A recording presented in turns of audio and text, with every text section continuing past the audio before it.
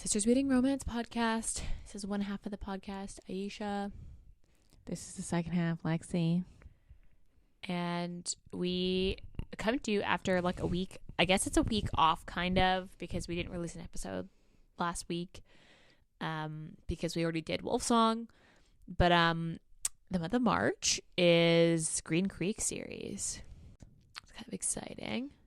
Yeah. I mean, they're long, long books. They're not. That thing is they're long books. Are they long? Okay, though? but we read, so they obviously are re-releasing, and I think that's why like there's hype. And also kind of disappointing because I like wanted to like buy them yeah, instantly. Because I purchased, so I want people to know, I purchased Wolfsong last year because I loved it so much. And then when I decided, okay, I was going to go back and read the other 3 books, I wanted to go purchase them, but they stopped releasing the original covers because they knew they were going to. He's re-releasing with a traditional publisher. Yeah, because I think these are self-published. Yeah, but he's re-releasing the covers in hard copies, and you cannot buy the original cover. But I have Wolfsong in this cover, so I'm gonna either be fucked over and have like non-matching covers on my. Also, because they're a traditional publisher, they're also shorter. Because the self-published ones are always kind of slightly bigger. It's either I'm gonna have to just like live with only Wolfsong, which is fine because I'm gonna probably buy them all. In my opinion, it's the best book of the series. It is, but the best book of the series. Or I buy the other 3, and they just don't match. I also feel like I'm wrapping my head around the new covers because they're not like my favorite. I like them; they're pretty, but I don't necessarily like them more than the old covers, if that makes sense, or less than the old covers. Like I don't feel. I mean, the old covers are very simple. Yes, which is true to anything it's self-published, though. I guess I've seen some really ugly self-published books. So. Also true, but like you got to keep it pretty simple. So yeah, we're doing Ravensong this week. Gordo and Mark's book. So we'll do them in order. So last week there wasn't a book. Or wasn't an episode because we already did Wolfsong. So if you got this far in the episode and you haven't listened to the Wolfsong episode, listen to it. It's episode 19. We did it in January. And this is our first series. The first time we've done a whole series. Oh, I guess so. Because we've done like series that are standalones, if that makes sense, where they're all kind of connected but different.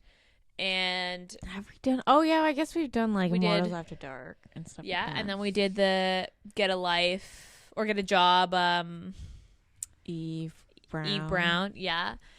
So that was a series. Isn't it Act Your Age, Eve Brown? We keep fucking getting that one. Is it Act Your? No, it's Get a Job. I think it's Act Your Age. I think it's Get a Job. I think it's Act Your Age.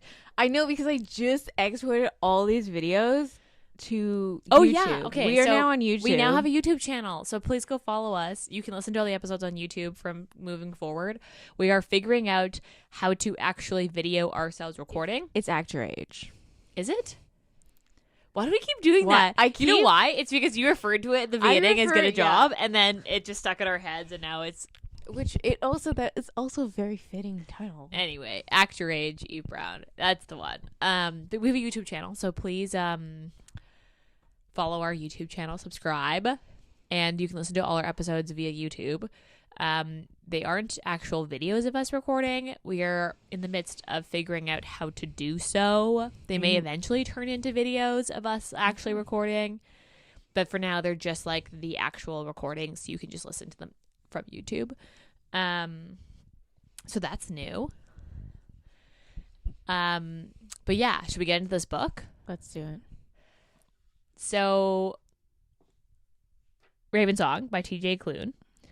Tropes. Childhood lover or childhood crushes to lovers. Yeah, I put second chance romance. Yeah, that makes sense. Because they were like childhood like sweethearts basically. I guess they never really got together. They're fucking so cute as kids. They're very. We'll circle back to that, but shapeshifters, so that's werewolves, witch, paranormal. Yeah, fantasy. This is considered fantasy at the library, but it's definitely paranormal. I mean, the library has no actual distinction between paranormal and The library and I fantasy. have beef because every library I've gone into, the romance has been mixed into general fiction. And who the fuck does that? Let's be honest.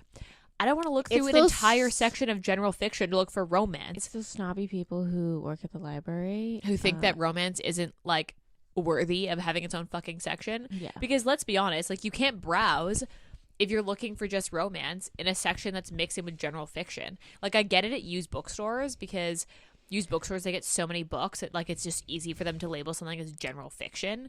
But at the fucking library, if you're going to tag it with a romance sticker at the spine, fucking put it in a romance section. I hate having to look for a romance book. I mean, yes, but my library is also very tiny, so I've been to 2 libraries that are like close to me because I'm kind of somewhere like sandwiched between the 2, and both of them are in a fucking general fiction section. I mean, they're like because they only consider, at least as my library, the ones that are the trade paperbacks as romance, and everything else is general fiction. Not even. At the Fleetwood Library, they don't even have that. They have a trade paperback mystery section and horror section and western section. This is discrimination, but not a romance section. this is discrimination. That's right, library. I feel I'm fucking coming for discriminated. you.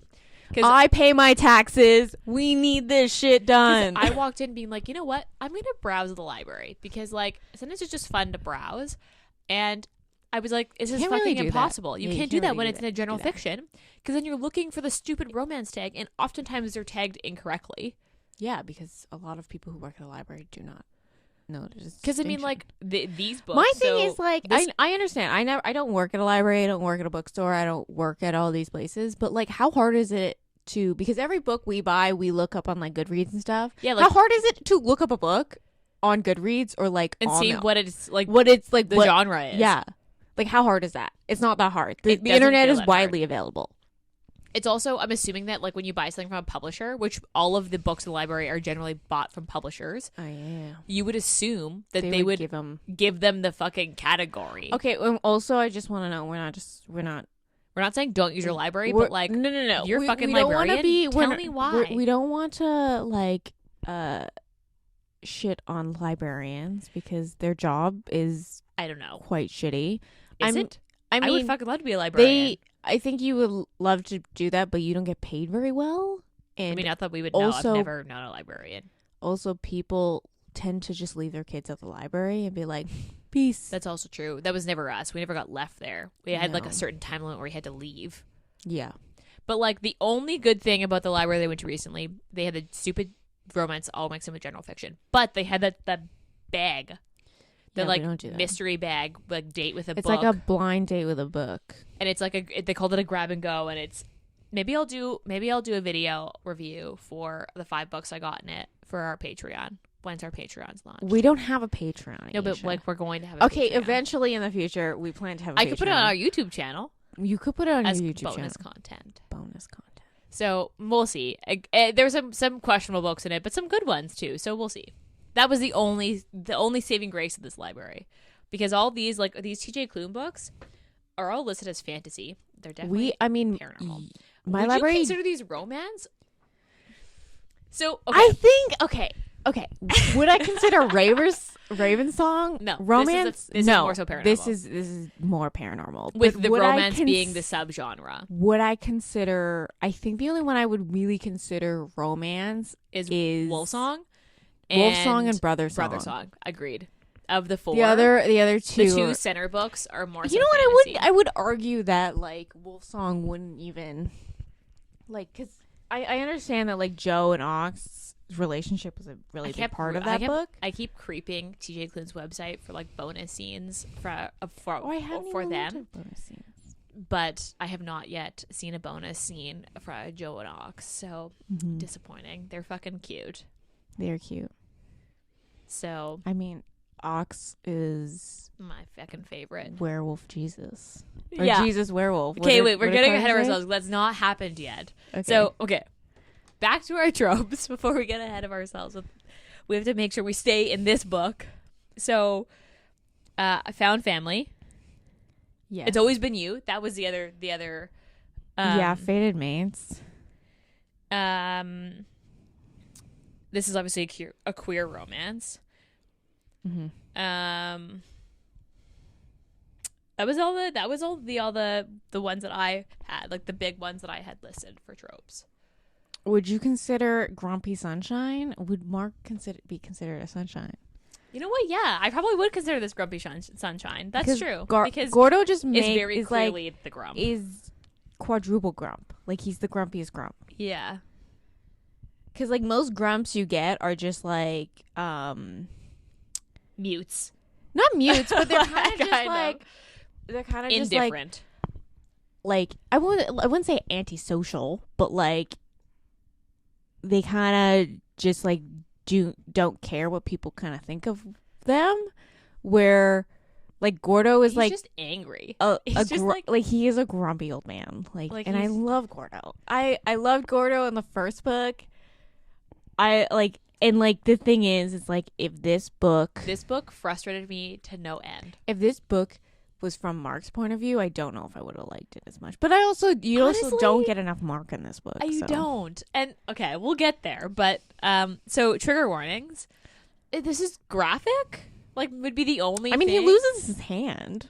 Okay, I guess we're... Spoiler alert at this. I didn't know this happened because I looked up fan art after Wolfsong. I was looking at fan art of all the characters. Because Ox is, like, described as, like, he's, like, tan skin. Yeah. And he's, like, really big. And, like, dark-haired. And dark-haired. And I was like, I want to know how other people could interpret that. Because when I went into the deep where I made that video and, like, I made a whole bunch of, like, things. And then I would do the same, looking for, like, how did people describe or, like, how did they picture this? I think a lot of people think of him as, like, I didn't picture him as white at all. Ox? Yeah.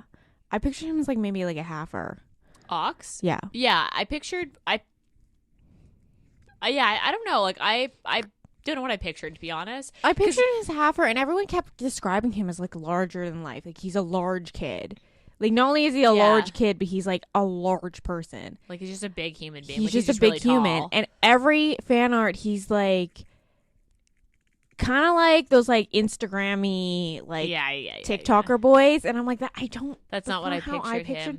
I've pictured him, like, very tall, very muscular. Because I pictured Mark very differently than the fan art portrayed him. I was like, that's not what I was expecting. I kind of pictured him as that. But I also, like, okay, so the kids get their blonde hair from Elizabeth. Yeah, because Thomas had dark hair. So I was like, oh, Mark must have dark hair as well. But he doesn't. He's blonde. Has, like, he's like dirty blonde. Yeah, it's like it's like a dirty blonde, like a light brown. It really is. But then I always, when they family throws me off, man. When they described Abel, Thomas and Mark's dad, because he looks like Thomas. He looks like Thomas. Yeah, like Mark doesn't look like them. He was supposed to look like their mom, who you don't get to see at all because she died. You literally have, like, died with Mark, or, like, right after Mark was born. Yeah, something like that. And they don't really, did they say how she dies? We just don't like mothers in this story, except for Elizabeth. Elizabeth honestly, is the mother of everybody. Like, and we'll look. I'm sure the last episode we'll recap, like, what are the things we wish about the whole series. But, like, I just wish we got more of Thomas. Like, I wish he had died in the first book. Like, could he not have died in this book? We still get a lot of Thomas. But, like, Thomas is, like, really, like, he's basically a main character. He is a really important character in the entire series. But you don't. It's not the same. It's not the same. That being said, every time he's mentioned, I, like, start bawling my fucking eyes out, man. Like, anytime he's mentioned, anytime he shows up in, like, because they usually go into this, like, when he shows up, it's like this, like, weird dream. Okay, in between worlds. Did you read the novella that set after this book? After no, I didn't. Oh my god, that fucking kills you. Okay, I'm not. It's from Elizabeth's point of view, and I'm not gonna read. I cried so hard. I was like, it's the thing is, it's like maybe it took me like 20 minutes to read, and I was like, I'm fucked up. It wrecked me. I just don't think I emotionally can. It was good, right, but like it was really. I don't sad. think I can emotionally handle that right now. Besides the graphicness of this book, and like the very distinct bad dad theme of the entire series. Everyone has daddy issues in this book. Everyone has daddy issues in general in this series. Yeah. Although to be fair, like I followed TJ Klune on Instagram. Did you see he put that story out where he called his mom out for being a shitty parent? No, I didn't. Oh my god. Okay. He basically is doing a book signing close to like his hometown, and he was like, yeah, thanks. Like, I can't remember what her name is. I'm just gonna call her Carol. I think it was something like that. He was like, yeah, thanks, Carol, for being a shitty mom. I know you followed me on Instagram, but fuck you. You told me that I had to get my like head out of the clouds and like stop reading any books. But look, people are reading my books. He's like, I hope you don't fucking show up at my signing. He's like, let's normalize talking about shitty parents. And I was like, whoa. I love it. I was Fucking like, call her out. I was Call like, her out. Fuck yeah. I was like kind of shocked, but also kind of like here for it. And I was like, you know what? I get that tone in this book. Like Gordo is that. Like that this, is Gordo. Yeah, like this, like that. You can see like, and I only follow TJ Klune on Instagram, so like I can't say, and I don't like stalk his Instagram, but that I was like that very much is like a tone of Gordo is in a whole. So like you can very much see that like that part of TJ Klune in Gordo. Yeah. But yeah, I was like, holy fuck, call her out. Otherwise, yeah, there's no trigger warnings besides that it's just like kind of graphic. He loses his hand. He loses his hand, guys. Yeah. This is a 4.46. All these books are very highly rated. The thing is that this has 21,000 ratings, like just over. And Wolfsong still has the most amount of ratings. Maybe this will go up as they are re-released because now, like TJ Klune wrote these when he was a lesser known author. Yeah, because they're self-published and now that he's had quite a few bestsellers with like the Cerulean Sea one, the young adult books he releases. Then I think that people will start to go back and read these. So I think that you'll get more ratings on them as they go, which might change their score actually. But this is a 4.46. I would say that's pretty accurate. It's pretty accurate. Yeah, that's pretty accurate. It did have less ratings though than Wolfsong for sure. Because yeah, like it's I mean, I guess the second book in the series. I was really excited to go into Gordo's book though after Wolfsong. He was the one that I wanted. I liked Gordo. Yeah, I don't dislike Gordo. I just like. I love Gordo. He's my favorite. He's a little frustrating at times in this book. You're just like, yeah, Gordo. I understand you're an angry little man, but. Yeah. Okay. Let's read the back of the book, and then we can talk about Gordo and Mark. Okay. Gordo Livingstone never forgot the lessons carved into his skin. Hardened by the betrayal of a pack who left him behind, he sought solace in the garage in his tiny mountain town, vowing never again to involve himself in the affair of wolves. It should have been enough. And it was, until the wolves came back, and with them, Mark Bennett. In the end, they faced the beast together as a pack, and won. Now, a year later, Gordo has found himself once again the witch of the Bennett pack. Green Creek has settled after the death of Richard Collins, and Gordo constantly struggles to ignore Mark and the song that howls between them. But time is running out, something is coming, and this time it's crawling from within. Some bonds, no matter how strong, were made to be broken. So, I mean, that's like accurate. It's very vague. It's very vague. It is. Like, it's not wrong, but it's very vague as to, like, what actually shows up. Like, what is the overlying plot of this book? It's, like, tells you nothing. It tells you absolutely nothing. Whereas, like, the Wolfsong one was just vague enough, but you got the gist. Mm-hmm. This is, like, so vague that, like, it's not inaccurate. It just, like, doesn't tell you anything that happens in this book, which is maybe the point. I guess. So the main character, so this is a single POV told entirely from Gordo's point of view. Yes. And the love interest in this book is Mark Bennett. Mm-hmm. Thomas's younger brother. And Ox's second. Yes. In this like pack scheme now.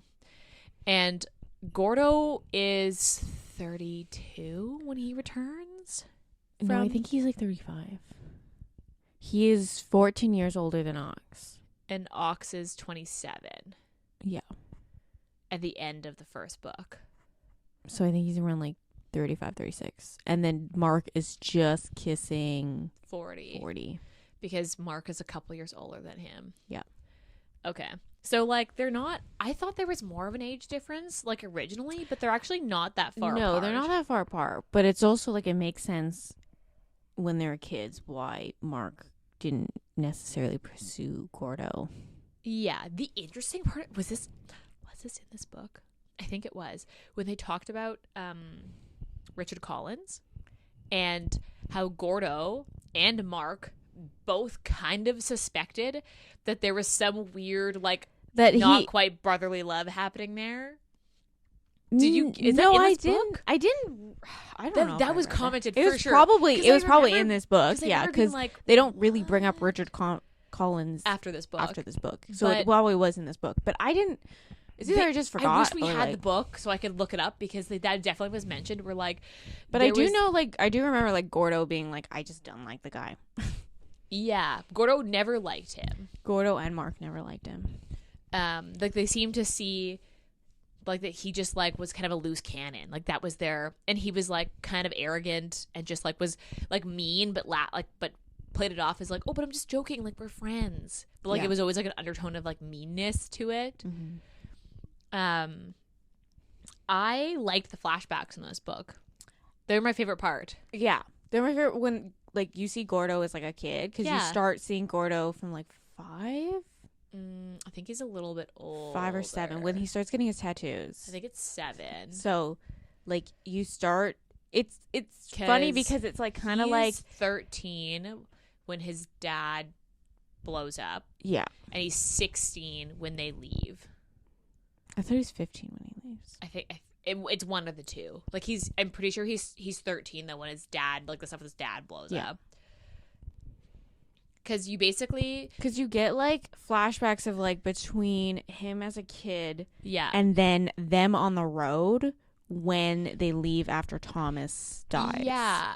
So it's like those are intertwined, and then it kind of like you just reach a point where you get to present day. In the beginning, though, you are in present day, but the flashbacks alternate between. You'll get some, like, the flashbacks alternate between him as a kid and then him on the road. Yeah. And you get more of those flashbacks than you do of the present day. And then all of a sudden it just kind of, the flashbacks end and you just get present day. Yeah, you kind of like reach a point, and I think it's. I guess kind of like the Wolfsong last was like scene. That, I think the last flashback scene was when like a he third. Gave Mark back the wolf. Yeah. That was like the last scene. Yeah. And I would say that was like the first third of the book, which is similar to Wolfsong. And I really liked that. I liked the flashbacks. Like I liked getting to see Gordo as a kid, and I liked getting to see his motivations and his family from his point of view. Mark from his point of view was fucking so cute. I just love that like Mark just like followed him around and he was like, "Can you not?" And then you get to see Chris, Rico, and Tanner as kids, and like that was really cute and funny. just like funny to like get a glimpse of like who they were before this, because they're all kind of accessory characters and you don't get to know them distinctly until kind of the end of the Wolfsong. But here you get to like, you actually get to see their personalities as children and like as they grow up into adults. It's like very much still similar. And Gordo's still also like, he's always been kind of reserved. Like you don't get him like I got the sense that he was reserved because the wolves left him, but he's actually always been kind of like that. Yes. I also didn't realize how close him and Thomas had actually been. Yeah. And I think it makes sense why he was so angry at them coming back. Agreed. Because you don't really get it until... Because you're like, oh, he was the pack witch, but like I now get it because it's like he was the pack witch, and he was part Thomas of the pack. Was going to be his alpha, and they were like a duo. Like like they're supposed to be a duo. Yeah. In the same way that him and like Thomas and Elizabeth were a duo, but in a different way. Mm-hmm. So like there was very much a relationship with just like How him much and older Gordo. Thomas to Gordo? Because he must have been. Thomas must have been like He was in his teens when Gordo started getting his tattoos. He was 16 in that first scene when Gordo was getting tattooed, and they were like, "Well, you can come because in he this is like your, he this would is gonna be tell your Gordo witch." everything first before like any news got to the pack. So like yeah, which is kind of the way it was supposed to be, and that was the way they set up Mhm. that Abel and what the fuck is his dad's first name? Robert. yeah. That was the way that they told them the relationship is supposed to be. Mm-hmm. So that was what they But ended I didn't up really taking on. I don't know if I really saw that between Robert and 'Cause- Abel. No, but 'Cause Gordo Robert made that comment that his Yeah. dad had never quite understood pack. His Yeah. dad was never really a part of the pack, even though he quote unquote was. He was like the witch pack in the or way the pack witch. in the way that Gordo was very much a part of the pack, Mm-hmm. separate from his ability to be the pack's witch. And their relationship seemed very like, would you say it was like kind of fatherly or like more brotherly? I think it was more brotherly. Like Thomas really took on that like older brother role with Gordo. role. Even more, I would say, than his relationship with brother. Mark. Yeah. Yeah, I agree. Yeah, I would say that's probably pretty accurate because it was very much like a Because Mark was never going to be a second. Like he never like Thomas never had a plan for Mark to be a second. yeah, And that put a strain on the two of them. their relationship. Even though they said Because that it didn't, it was still always an underlying like, I'm not your second. Yeah. Even though he's technically like, born to be a second. Yeah, in the same way that Carter is born, like his role is always to be Joe's second, and the way that their relationship shaped up. Yeah. So it's really interesting how I did not expect Gordo and Thomas to be that close, like from the first book, and it was really nice to see their relationship. And like, Dude, it fucking wrecked me, man. it also like, I think this book, like Wolf Song emotionally wrecked me, but this book probably was like a close second. because like you get to see, like, you're as a reader, you're frustrated because you see that Gordo is holding on for too long to the anger. You know that he is, Yeah. and you know that he needs to let it go to move on. And sometimes as a reader, when you read books like that, you almost like resent the character because they're not quite letting go. And in this book, like, you feel so sad for Gordo. for Gordo, but you also completely that's- understand you- why he's you so completely resentful. understand, and that's all he had to like until until Ox. Ox came Mhm. and became his tether. That was what he was holding on to. Was the anger. Was the anger, and that's what kind of made him sane a little bit. Besides the wood raven, which Mm-hmm. I would argue was more significant than the stone wolf. That Yeah, that was so fucking cute, that scene where, like, because Mark carved it and was like, it's kind of uneven. He's like, it's okay, I'll take it anyway. And it's just such a cute scene. Because yeah, like, I didn't expect to like empathize as much with Gordo. Like, I expected to. Like, don't get me wrong, I think my least favorite part of this book, one of them was the fact that it took Gordo so fucking long to like let it go, and like you're cheering so hard for him to like have a happy ending that you're like, you just need to let it go. Like, you need to just like I understand that, but not let it go, but like move on. mm-hmm. And like, you can't, like, he couldn't quite move forward, and you see that it like is not only tearing him apart, but tearing apart his relationship with Elizabeth, who he was also really close with. Like, he was like, I didn't realize that he was with the pack. Like, it didn't click to me that he was with the pack when Carter and Kelly were like babies. Like, he literally walked around with them as babies and was like, he used to play with them. Like, they were like not quite his kids, but he was like their cool uncle. Mm-hmm. And they don't remember that because they were too young. But Gordo remembers, like, the cute little kid that like followed him around, asking him to like show him the tattoos move. Yeah. And like, you realize how much Gordo actually lost when they left. You know what I read when I was like looking up like just stuff about the series? the deep dark web Deep of the dark internet. web is someone put a think piece of like so he takes over this garage from this the garage, this old man named Marty. Which we will talk about, I think. And the garage was called Marty's.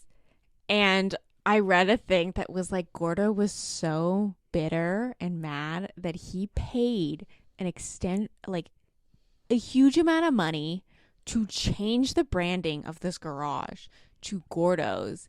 And it's like there's like a one main street. It's like a small town, so there's one main street.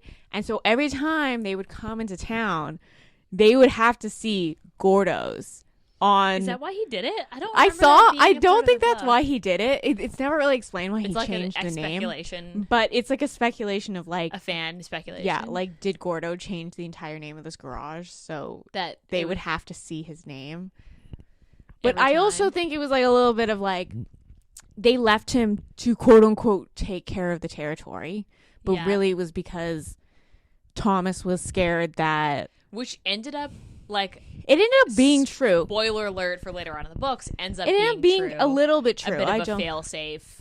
Yeah, and like the tattoos that Robert literally tattooed onto Gordo's body to help like channel the magic basically ended up being like they were worried that he had tattooed something that could be used against them, and like Gordo not even know because he was a child. But that's what fucking happens when you I don't think that tattoo was like something that could be used against other people. It was like a handicap.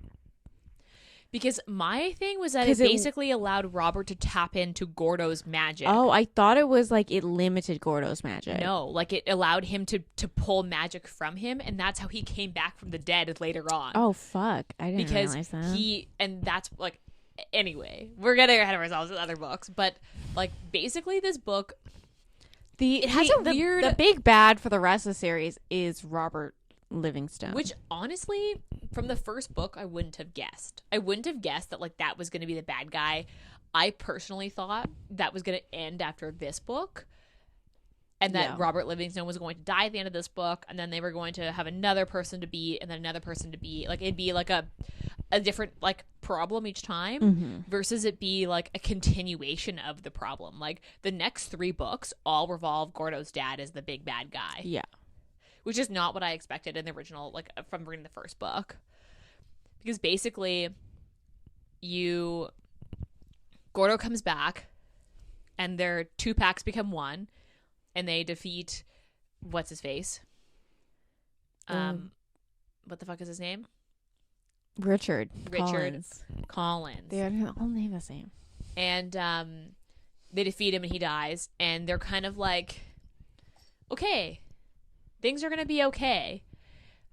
And then they realize that Robert Livingstone, Gordo's dad, is like in cahoots with this like alpha of all that took over for Thomas when Thomas stepped down to take care of Joe. Yeah. And that they're basically, she is now power hungry and is trying to get rid of the Bennetts, because the only one who can take away the power from her would be Joe claiming his rightful place as alpha of all. Yeah.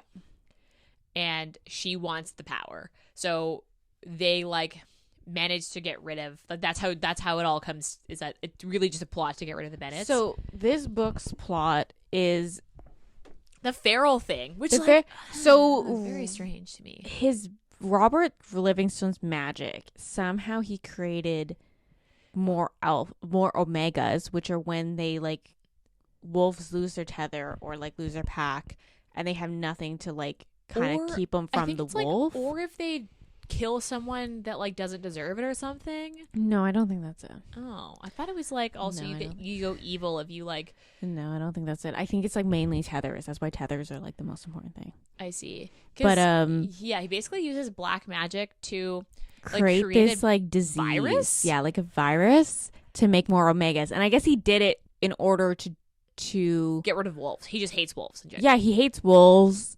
He sees wolves as the reason everything was taken away from him. Yes. Which is stupid, because all his decisions were the reason things were taken away from him. Like, I see where he's like, I understand he was like, it's the pack's fault because they but then it's his fault for cheating on his wife and then having a kid with this like other this woman, mistress, and and then making her the tether. manipulating his wife's memories so she goes So- fucking psycho. Which is basically what you don't really connect the dots like truly to what he did until you get to Robbie's book, the next one. But he basically was like stealing pieces of her like memory. Like if he didn't want her to see something, or like she got suspicious, he'd just like erase it from her memory as if it didn't happen. And then she was like missing time, like pieces of time, and like obviously that she was like, what the fuck is happening? Yeah, she was going like Crazy. she's spiraling. Yeah. And Gordo was seeing it because like his like she was getting suspicious, right? Because she's like something's wrong. I'm fucking being cheated on. And like as she would start like spewing the stuff to Gordo, and then it kind of like ingrains in Gordo's head, kind of like how in the first book Ox always hears his dad being like, you're gonna get shit for the rest of your life. Gordo always hears his mom being like, don't trust them, because she knew about the pack and the wolves and the witches. Yeah. And the way that I see it is that Robert spun it in her brain that the wolves are doing this. It's not me. The wolves are suspicious. Yeah. So because he just didn't want to be the focus of her suspicions, because he was still trying to get away with having a mistress. Well, it was still the focus of her. It was, although she ended up fucking spiraling out. So she like goes insane, snaps, finds out about the mistress. So she basically tries to steal Gordo because she's like, we got to get out of here. Like, I can't let them do this to you. And so the wolves catch on that she's losing it. They're yeah. like, what so the fuck is when happening? she tries to steal Gordo, because it wasn't just like, oh, she took him out of school early one day. Because he was like 13. He was like 13. So he like, it was like, he was with Mark, wasn't he? Yeah, it was like Sunday. It was like everyone was at the house, and she came over and she's like, Gordo, come here. And he was like, okay, whatever. And they got in the car and she just started driving, and he's like, what He's the like, fuck? where are we going? And Mark's like standing there like, and he's like, but Mark, like, where are we going? And then of course Mark probably, I think he was the one that raised the alarm basically. Yeah. And they ended up like getting Gordo back and like sending her away. Basically they put her like in an asylum or like locked her away. And then she got out and she was like, I'm going to kill mistress. So so then she kills Robert's mistress, and then I don't think she knew she was his tether, though. No, I don't think so either. I don't think just she was had fucking any crazy. understanding of tethers. I think she was just like, she's the other woman. I got to get rid of her. And then, but he ended up making his mistress his tether rather than his wife or his son, naturally. And then the mistress dies. His tether is just like snapped. He then snaps and levels an entire city with his magic and like kills a whole bunch of innocent people, including the mother in this, because he basically finds out, confronts it, it all explodes. And then the wolves are like, wow, we gotta fucking fix this. So they have to like make up the story about like some sort of explosion that happened by accident.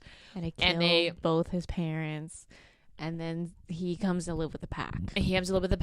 And then they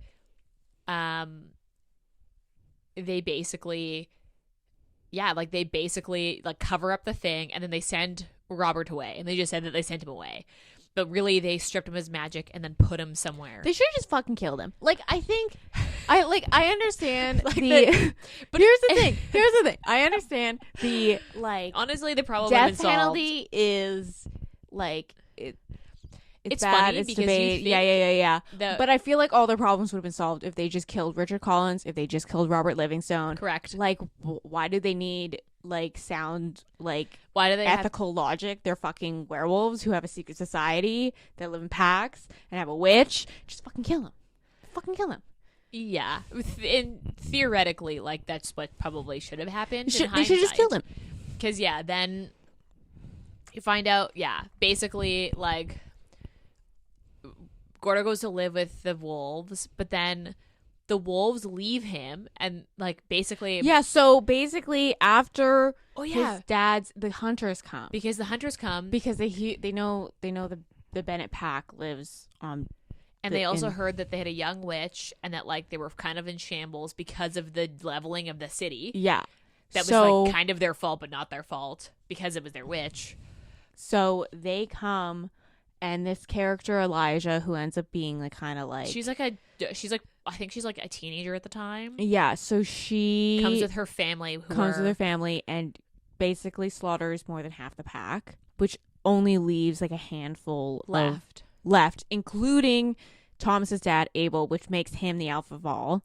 So they after the hunters, Richard's, and this is what confused me in hindsight. Kills Richard's family, but like because he blames Thomas for not being there, but then Abel died in the same thing. Yeah. So I was kind of confused as to like how did he come to the conclusion that it was like Thomas's fault when they all died? Like it wasn't just like his family died. Like kids died. Like they murdered children. In the first book, when they were like they took Richard's family, I thought they like deliberately took just his family and they tortured his family, and like he was angry that the pack didn't do anything more. But no, it was like mass slaughter. Like they slaughtered. And the way that I understood it was that like Gordo they drugged. Yeah, because they knew that then the witch it was would be able to help them. It was the full moon, so everyone was going to be all in one place, and they were going to be like forced to shift. And my understanding is that Mark defended Elizabeth. Like his whole sole role was to basically, because he couldn't find Gordo, was to keep Elizabeth and Carter safe. Thomas ended up going off and then ended Alpha because his dad dies. And the same thing. Richard goes fucking nuts, but then stays with the pack. And then when they all leave to go to the whatever, what was the compound called? Caswell? Something like Caswell? That. In like some like okay, my thing, small town this in is just a Maine? nitpick of like the entire fucking series. Why did they have to have the main hub in the East Coast? Like what the fuck about that location was like this has to be where the alpha of all live? To be honest, I think it served a purpose in the story for the sake of like the wolves can't fly because it's overwhelming for them to be in a closed space. That was a thing. That was like part of a thing. Which is so they drive everywhere. So it slowed them down. So it allowed for shit to happen in transit. So then, like, if Thomas is leaving with like, when Ox and Joe go, there's a delay because they can't get back in time because they fucking drive. So it serves a purpose of, like, allowing shit to happen when there's no alpha around or less help. I still think that concept is stupid. But anyway. I mean, but I see why it served a purpose in the story. So it's not like right away. They don't like the whole like the pack dies. But they stay shortly after they leave. They stay for a couple months to grieve, and then they're like, we gotta go because now because of the shit that was happening, they were like, well, now we need the alpha of all. Like we just had a pack witch level an entire city full of people. We need to like basically have our faith restored that like things are okay. Yeah, and things aren't getting out of hand. So Thomas has to go back. And then Gordo's left behind, and like him and Mark end up just like in tatters because Mark has to go because now he's the second. And like I think Mark regrets this in the end that he didn't clear the air with Thomas, but he always felt slight resentment because Thomas didn't name him his second to begin with. Yeah. Then made him his second and forced him into the role because Richard fucked up and went crazy, and then also made him leave his mate. And like Thomas didn't have to leave his mate. Elizabeth went with him. Yeah, and his kids. Because at that point, Kelly and Carter were born, and he refused to bring Gordo with him. Yeah, and you find out later that it was like a pressure from because he was a witch. He was a living stone, and literally that he had bad blood. Yeah. And like Gordo is then stuck in this small town with everything he's ever known 15. ripped from him. He's like 15. He has no family. He's left with Marty, who is the owner of this garage, and he starts working at this garage at like 13. Yeah, basically around the same time Ox starts working at this garage. And I think that's why they ended up kind of having a kinship there of like he sees so much of Ox, like himself and Ox at that age of like just being kind of lost, having a shitty family, like a bad dad and like a mom that like was just trying to do her best. Yeah. So he becomes like Marty becomes his like basically next of kin. Like he becomes his guardian. He moves into Marty's house, which he ends up keeping, and that's his house. Yeah. I also like I just love that Marty like died and left him everything, and he was almost like angry at Marty for leaving him too. Yeah. And, like, it wasn't like obviously But it was not my choice. But it like, wasn't a choice, and it was also like because he had a heart attack, and Yeah. this was like his second heart attack, or like. yeah, and he's like he should have taken better care of himself. But Marty and was also like he was like in his 80s. he was though. old. Yeah, He was pretty old, but basically he's like left by himself. yeah, with just the garage. That's with all the, he's got. just a garage. How old is he when that happens? Probably like 18. Like I think he's like Marty dies when I he's think around it's his- 18, 19. Yeah, I think he's like 20 or something. Like he's like at that point he had mainly taken over the garage anyway because Marty was too old. But Mhm. Marty was like coming to do paperwork and Gordo was like running the shop, basically. Yeah, and then at that point the guys had started to slowly, like one at a time, they all were starting to work for Gordo in some capacity. And then after Marty died, they all came to the shop full time, and it became like the trio of his friends also there. yeah. The scene when, like, because you see Mark come back and forth, and like this is why I wish we got a POV of Mark, because like you don't realize until later in the book how hard that was for Mark. At first it just seems like he seems like he's like, I can't do anything about it, and you're like, but you can, like, why are you not, like, just fucking leave, and you know that's like not how that works. Yeah. But like when Gordo gives him that, The wolf bag. I was like, oh my god. See, It was- okay.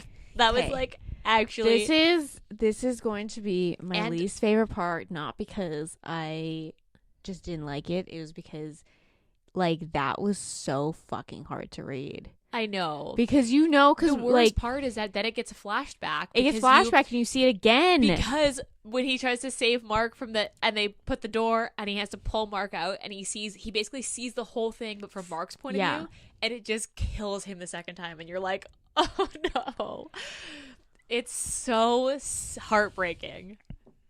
Yeah. Because you know how hard it is for both of them, and you basically get the first one, you get it in real time basically from Gordo's point of view, and then the second time you get it but from Gordo watching it from Mark's point of view, and it just like it just extra breaks your heart. You're like, I can't read this again. Yeah. It's so sad. My least favorite part, so like, I mean, that's not like a least favorite part, but it kind of is. To be honest, my least favorite part was the hand. Like, Oh, he loses his hand. I honestly thought, because like I realized that this is like, and this is also just like very much a fantasy thing too, like, because this is a fantasy or paranormal first before it's a romance, and in a romance the hand would somehow magically be reattached and it'd be fine. Yeah. In a fucking paranormal or fantasy, that's not what happens. The hand is dead, it's gone. And that's what happens. The hand is gone. Like he doesn't get his hand back. Okay. And I wanted so Before- bad for his hand to just be able to be reattached. Before Like, we so get bad. into that, so basically what happens is Mark and Carter get infected by this Omega A virus. And then in order to quote unquote deal with the problem, of the Bennetts, Bennetts, what's her name? the elf again? of all. I think it starts with an M. I don't know. It doesn't. I don't know. I'm gonna have to look it up. But So she's like, you know what we're gonna do? We're just gonna gonna- send hunters in to Yeah. just eradicate everybody. we'll strike a deal with the hunters to kill the legendary Bennett pack and take care of the problem for us under the guise of they're infected. Yeah, and I think she also wanted the territory, like, Yeah, because it's like quoted to being like one of the most powerful territories. just because it's old and it's always had wolves and a witch on it. Yeah, So these hunters come to town to like, and they like ward up this town. Like no one can leave the town, like including the humans in it. and yeah. So basically, the hunters are gonna kill everybody: humans, wolves, everybody. and that's when you get Gavin, who you don't realize is Gavin's. He's but just like this wolf. The main hunter, Elijah, she's back, And she's because got like she's unfinished business, and she's got pet wolves. So She has basically pet has wolves. found two two Omegas And just, like, chain them with as silver. pets. And It's so fucking savage. yeah, and then you meet. You don't know it's Gavin, but they call him the Timber Wolf. and he attaches himself to Carter. Yeah. And for some reason also is very interested in Gordo. Yeah. So like Gordo sees him and he's like he was gonna kill him, and then he was like, I don't know, something doesn't feel right with killing him. So then because you know that their scents are familiar. He leaves him, and then the Timberwolf follows him, and then sees Carter, and Carter, he's like, that's mine. And he latches himself to Carter, and then it you'll see for years he has this Timberwolf following him. Yeah, just like a dog. Yeah, basically. But he's not really a dog because they're very joke about it. It's a dog. Yeah, they're like very aware that he's Omega Wolf, and they're very aware that he's claimed Carter as his mate. Oh, everyone knows, but Carter is like oblivious, so oblivious, and he's oblivious his whole book. Elizabeth sees it like right away, and so does everyone. Everyone else is like, but, and they're like, don't let him figure it out. But it literally takes years. So they basically managed to like kill all these hunters because the witches that they visited on their like quest to find. Well, Gordo has Richard, a connection because I think other witches because there's some sort of network of there's a network, and I also think the witches knew that he was a witch without a pack, and they kind of like, in particular, although a lot of them don't have packs. Yeah, but he's a specific type of a witch. That was the one thing that I didn't, because I originally think there's different types of witches. Cool. So because his power is like channeled through tattoos, and I don't think the rest of the witches had that. So. Or it was like everybody had their own way to channel it. So like the woman, Eileen, had her like sticks and bones in that cup. That's her. Like she has like that her? Because there's that. I thought that was how she does it though. Oh, I thought that was that witch that they encountered. The same path. Like they do the same thing. And then the albino guy has a specific way that he channels his med. Like they're all different. But then the one that, so then, like, he ends up asking them for help. They end up, like, coming. Oh, yeah, because there's an army of witches that are keeping this entire town. And they're like, we have to, like, these fucking witches need to. Yeah, and they need help from the outside. And Gordo had recently reconnected with them. Also, okay, there's so much that happens in this book because at this point, too, Ox is also the alpha of Omegas. Because for that split second that, because they realize that this is gonna be a long ass episode because there's so much fucking stuff that happens in this so book. They realize that when Richard Collins steals the alpha from Ox when he's still human, he becomes alpha for a second as an Omega. As an Omega, so he's the alpha of the Omegas. And he technically kind of was alpha of the Omegas. He just didn't have the official power. And then when Joe kills him, Joe gives that power back to Ox in order to like help him transition into being a wolf. Basically. And because of that, Omegas are drawn to Ox. Green Creek. And they've been just like, we gotta like, because like they thought that the only way to dealing with this is like giving them over to the Alpha of All, but she was just killing them. And it does make sense though, because when you think about even just like Joe takes Thomas's power and then his pack automatically looks to Joe. So it does make sense that if Richard then took the power in the same way that for a split second, like Tanner and Rico and Chris also then suddenly were attached to Richard for that split second before Richard was killed by Joe, it makes sense that now all these Omegas that were tied to Richard would now be weirdly tied to Ox. And they basically, to end up fighting the hunters, they're like, we need manpower. We need Ox to embrace this, like, Omega thing. Like, he has to then embrace the fact that he, like, these Omegas look to him and basically create a pack and have the Omegas come here and listen to him. So they basically call the Omegas. The Omegas help. The two witch friends bring their own friends, and they help basically, like, kill all these hunters. And they, like, manage to make it through, like, basically unscathed. Like, it's actually, like... Until Gordo loses his hand. Yeah. And then the split second, literally, like, there are, like, 3 chapters left. And then...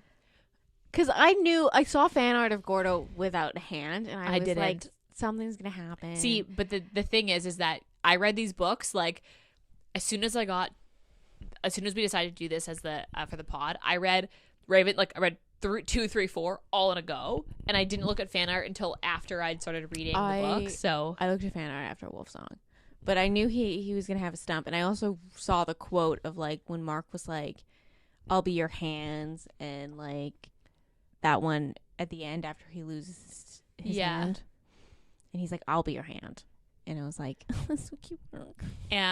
But yeah, that split second, and the thing is I think this just solidifies because like Ox is very, he's fair. Yeah. And I think this solidifies this idea that like to fucking end this, we actually have to kill, like we just have to kill them, because he gives that witch a chance. And when she's like, I surrender, and he's like, okay, you surrender, and then she tries to basically stab Ox. Gordo sees it, dives in front, and loses his hand instead of getting like Ox stabbed. But of course, then Gordo's literally got no hand and he's bleeding out. And the two witches then show up in time to basically help his stump heal. Yeah, they basically just cauterize it, and they're just like, your skill man, but the thing is, his dead. tattoos compensate for that. So like they end up, he doesn't have a hand, so they like grow over his stump. I think the way that like it's described is once the stump is actually healed, the vines actually just grow over it from the roses, and I thought that was really cool. Because at that point, too, like, the town had to know because they had to evacuate the town because of the hunters. Also, a giant timber wolf shows up in front of the all of them, and Carter almost half shifts. And then it turns into, like, so the town now, at the end of this book, the town knows there are there's wolves in the town. Yeah. And they've, like, weirdly embraced them. Yeah, because they're like, oh, the Bennetts were always very weird. And that explains a lot. Yeah. And they're, like, weirdly embracive. Gordo, at this point, has, like, is just happy that Mark's alive, even though he's like still slightly feral. And but then because Ox accepts being elf of all, it like Carter and Mark kind of have a lock on their omega-ness. They can't go back to being a beta until they figure out how to get rid of the curse or the like virus. Yeah. By basically they think it's probably just killing. Yeah, they think it's just killing Robert Livingstone. So they end up mating, and I thought it was really weird the tattoo from Mark. I was wondering if you were gonna bring that up because it's kind of like a mate mark, but then Gordo basically like Mark bites Gordo, so he has like a mate mark on his shoulder, and Gordo, his magic basically decides, okay, this is mine too. And tattoos Mark with a raven, like right on his throat, like right across his throat. Like, think like ear to ear, like right at the front of his throat. And it moves. It also moves as well. It moves with Gordo's magic. If Gordo's magic is like activated, basically, the tattoo also channels some of the magic. So he's able to then use Mark to help, like, basically get strength in his magic. Yeah. And like channel the pack basically more. So he can channel the pack. He can channel Joe as his tether and Mark as his mate to like strengthen his magic.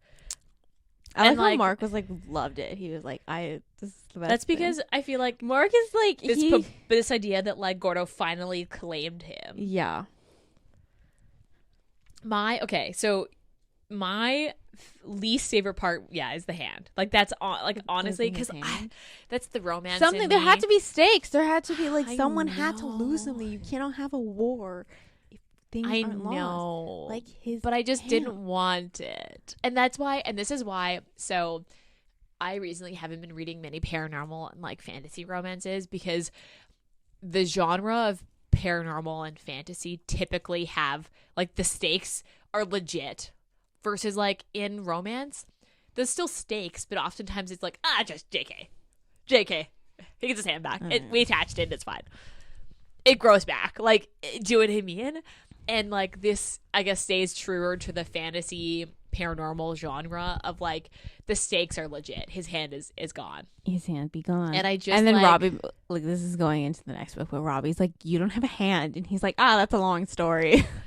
And, like, I just really wanted it to, like, I know that, like, the book would have been different without it, and, like, the coinciding books after this are different if that hadn't happened, but I was like, I just really wanted it to all have a happy ending, I you honestly know? am not that bothered about. That was okay. So you see, your least favorite part was having to read the scene a second time. Yeah, just because it was so sad. because you're just like, It's like the best Gordo, part, but Mark the worst is part. like falling apart. I know, and you're like, Gordo, just fucking let him in. Yeah, like I just like wanted Gordo so bad to give in to Mark because that was like, earlier. because Gordo is like, That- Gordo's grumpy. Gordo can like shoot shit, and he will be mean, but most of the time it's like in in a it's loving way. Like that's his way of showing affection. and it's also his defense memechanism. Yeah, to push people but like away. that scene, Gordo was being mean. Like he was Yeah, like, mean and to mean. hurt you. And to hurt. he did that Yeah. deliberately to hurt Mark, and I was like, Mark doesn't deserve this. And the thing is, and maybe that's my other least favorite part of this book, is like I just wanted Gordo to give in sooner. Like he didn't give in to Mark until like he was like this. Oh. Like I might have to fucking kill Mark. Like we actually might have to kill Mark. Like he's feral. Yeah. And I was like, if you had just fucking given in, you would have had so much time. Like when they got back, because the thing is, they were in Green Creek for years. Like yeah, over 10 years. If he just gave in when like Wolfsong was happening. yeah. He realized, but you also get this internality of Gordo being like, when he finally decides to give in, he's like, I fucked up. Like I literally, like Mark could die, and I wasted years of our lives that I could have, like we could have had this, Yeah. and instead I wasted both of our time. And you just feel for him because you're like, you as a reader also saw it happen because of all the flashbacks, and you're like, just no. Mm-hmm. My favorite part was the flashbacks. Actually, I loved I seeing love Gordo young as a Gordo. kid. Yeah. And I loved seeing young Gordo and young Mark, and just him, just like he just like follows him around. That was just so That's his cute. thing. I just loved it. It was kind of like how Ox and Joe, were like Joe. Joe followed Ox around. And I also really liked seeing Thomas and Gordo's relationship. That was like an unexpected thing because Yeah. I expected to see more of obviously Mark and Gordo, but like but the flashbacks were definitely my favorite part of this book. My Like, other least favorite part is just that you didn't get enough Mark. You didn't Yes. you didn't get any Mark. you didn't get really any Mark, and I wish, I do, and I mean that's why I would say this is definitely more fantasy than this is romance, because you really don't get much Mark. of Mark. And of the 3 books, now that we've read, or the 4 books, now that we've read them all, I think that you get the least relationship in this book. Yeah. But I mean, think- like, that being said, going into it, you kind of knew they had some form of relationship. That's before. true. Where, like, you kind of get a little bit of a hint with Kelly and Robbie. And then you get a tiny, like, Carter coming to his realization at the end of Heart Song. Yeah. But then they needed to build off that. And like I get it, but I wish wish that we there like was- removed some of the like plot. And there's like too much plot. And that was that's like my nitpick of like this book. It's like there's then too much plot. At And the I same understand time, I understand that you need plot in the book, but I also just like I wanted more the best romance. I wanted a fucking epilogue where they just were like a happy, cute couple. Like that's all I wanted. But you could just see honestly. them later in the series. You do, but like it's not the same. All right, what was your favorite part? The flashbacks. My favorite part, it was technically part of a flashback. There's this one scene. So Mark is like, I think Mark is like 17 at this point, 17, 18, and yeah, Gordo Gordo is like 14-ish. This is after his dad. The stuff. With his dad. Yeah, I think so. I think he's like living in the house with them. And Gordo kisses Mark, and then Mark kind of freaks out because he's like, well, we can't get together because you're like too young, and this is like, we can't do that. So then Gordo's like, well, fuck you, I'm gonna go kiss someone else. And he convinces, I think it's Rico who ends up kissing him. Yeah. And so he comes back home smelling like Rico, and Mark like is like mad, and he has to go shift. And then Abel, his like Mark's dad, is like, you're a bit of an asshole, Gordo, and as much as I want to tell you you're an asshole right now, I want you to know when you're an adult, I really respect this. Like, that was one of my favorite quotes. It's like, he's like, you're a bit of an asshole, but I want you to know in the future, when you're an adult, I really respect Was it Abel that. or was it Thomas? No, it was Abel. Was it? Yeah, it was his dad. It was But Mark's dad. But it was I like do remember so that. funny. Because that comes up also later in the other books when they're like, remember that one time so and so kissed Gordo, and they're like, guys, it was a dare. Like, I just was like, why do you need to bring that up? But it's also like, it kind of like mirrors what happened with Ox, Joe, and Carter. Yeah, When Ox quote unquote comes out to Carter, and Carter's like, have you ever kissed a boy? And he's like, no. And he's like, and then he kisses him, and then he tells Joe that he popped Ox's gay cherry. Yeah, and Joe's like, no.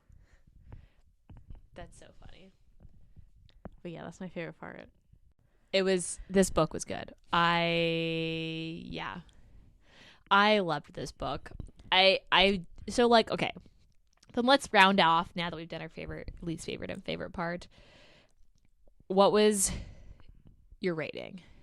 I put this as a 4. I put this as a 4 It's as just well. like, the thing is the high of Wolfsong, and the thing is just like, I know this is unfair to this book. I think it's unfair to like the rest of these books because, spoiler alert, I'm just gonna say Wolfsong just like, it hit a peak, and this one just did not hit. You know, I was thinking close about this. to it. Like, so I just felt like it just didn't live up to Wolfsong, and this is a good book. If I didn't read Wolfsong, and like, you have to read Wolfsong. well, you have to read understand Wolfsong. this. But like, if Wolfsong wasn't as good as I not only perceive it as, but like, it is super well written and super like fucking great story.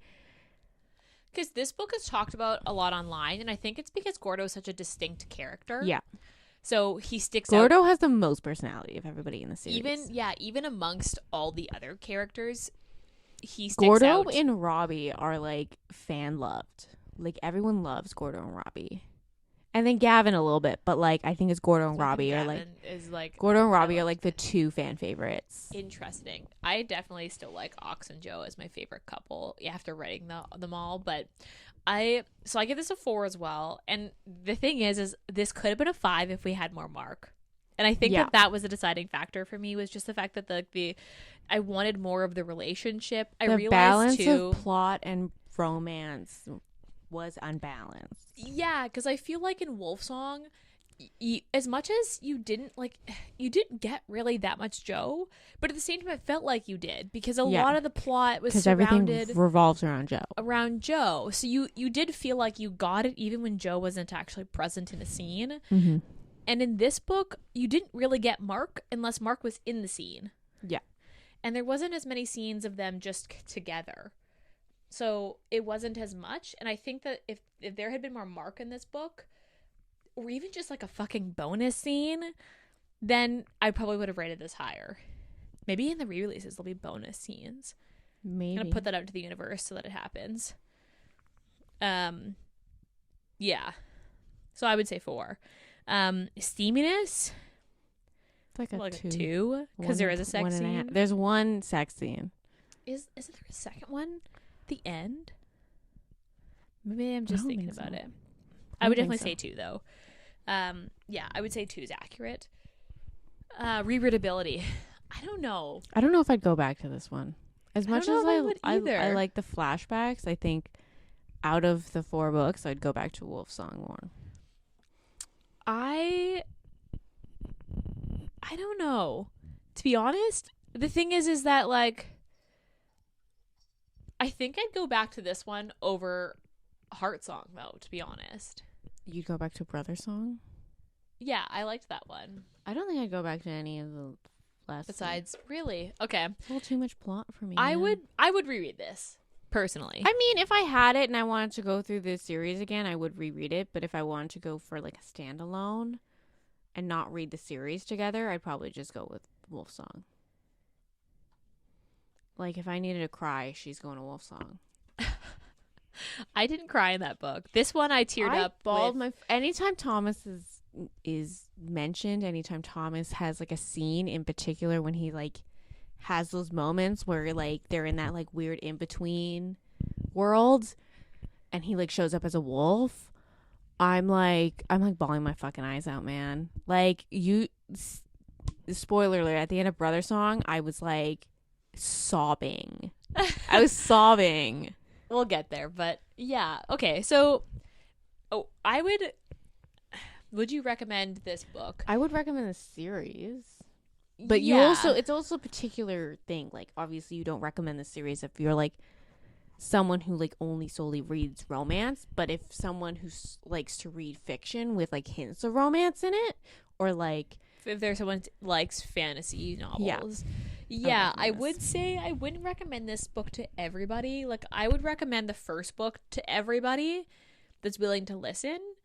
This book, I would recommend if you've read Wolfsong, but I'd recommend this to a specific, like, fantasy reader, you know? Or, like, paranormal reader. Like, I wouldn't just recommend this to, like, my other friends who read a lot of romance, because if that's what you're looking for, you just don't get that very much in this specific book in the series. Yeah. Any last words?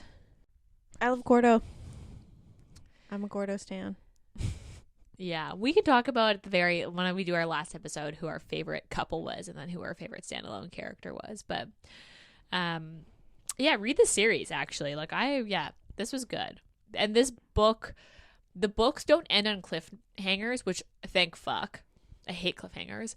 Whoa. But they land this on... one kind of did, because you get Robert Livingstone coming into Michelle, that's her name, fucking Michelle. Yeah. Michelle's office, being like, they have something you want, they have something I want, let's work together and we can get them both. Yeah. Because she wants Robbie back, but she doesn't want Robbie back because she likes Robbie. She wants Robbie back because she doesn't like the fact that they took Robbie from her. Yeah. I wouldn't say that's a cliffhanger though. Like it promises another book and it promises a plot for another book, but you don't feel like there's loose ends. Like you don't feel like, oh fuck, like how did that end like that? I personally feel that way. Mm-hmm. Well, I guess that's the end of this episode, and next week we'll be doing Heart Song, book 3. Robbie and Kelly. And as usual, check us out on Instagram. That's kind of where we live most of the time. Mm-hmm. Send us book recs. We're currently planning our summer recs. So if you've got any summer recommendations, send them our way. We're usually available via email, but also generally Instagram. We have a YouTube channel. Check out our YouTube. Go follow us on YouTube. Oh, what is our YouTube channel? It is Sisters Reading Romance. There you go. We also do have a TikTok, which is also Sisters Reading Romance, so you could follow us on TikTok if you wanted. Otherwise, I think that's all for now. Yep. We'll see you next week. Bye.